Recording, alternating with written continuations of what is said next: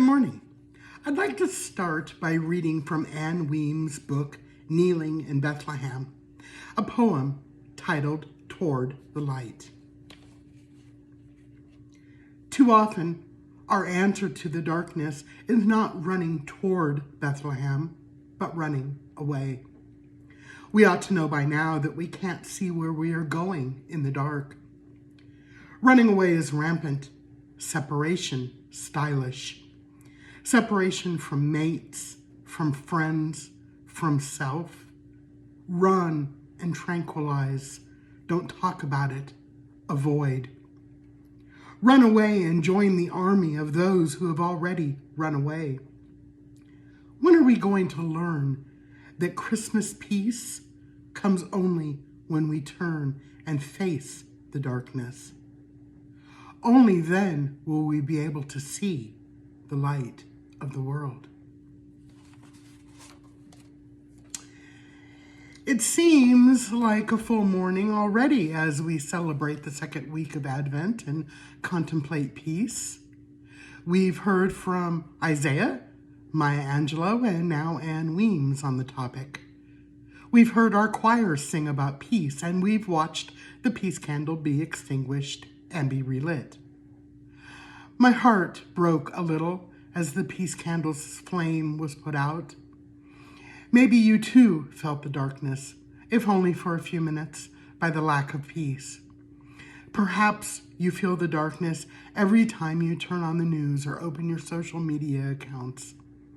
I must admit, in this current world of ours, sometimes it's hard not to feel that darkness.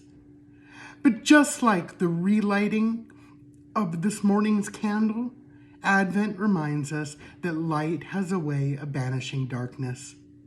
But how do we get that light to remain? How do we carry peace into the darkest corners of our lives, the darkest corners of our communities, the darkest corners of the world? Isaiah tells us to prepare the way of our God. Now, traditionally, this passage has been considered a prophetic telling of Christ's birth. But to be honest, I'm not so sure. At least, I don't think that's the entirety of it. Isaiah tells us that everything will be turned upside down.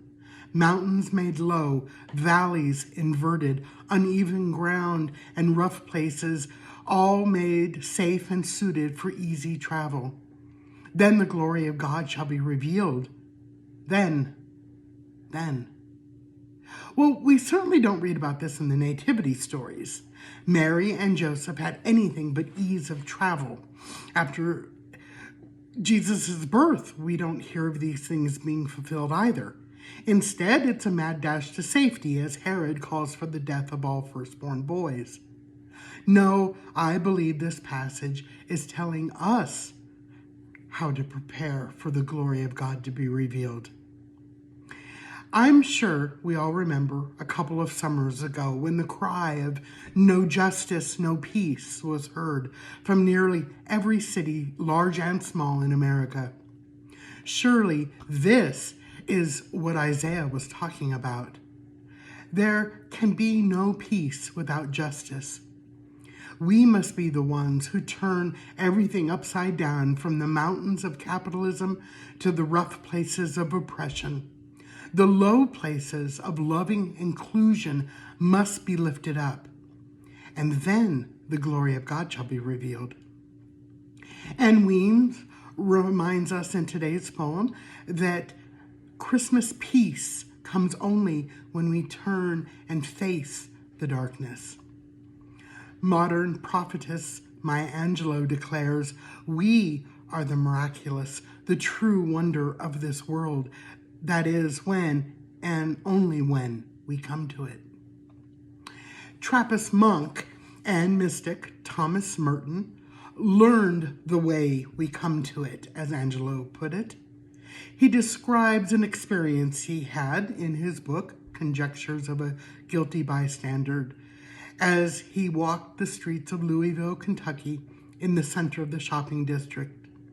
He says, "I was suddenly overwhelmed with the realization that I loved all these people, that they were mine and I theirs, that we could not be alien to one another, even though we were total strangers. It was like waking from a dream of separateness, of spurious self-isolation in a special world. For Merton, the darkness was dispelled, and he saw the glory of God. He saw the miraculous, the true wonder of this world. He saw the we. Surely those who saw that little baby in the manger so many years ago got a glimpse of this as well. Disciples, listeners, and those who had lived in darkness their whole lives saw this after that baby had grown up. That Christ child did indeed show us the way toward the light of peace.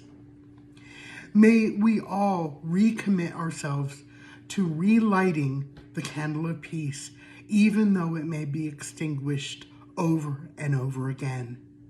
May we be emboldened to turn and face the darkness each and every time and turn the world upside down.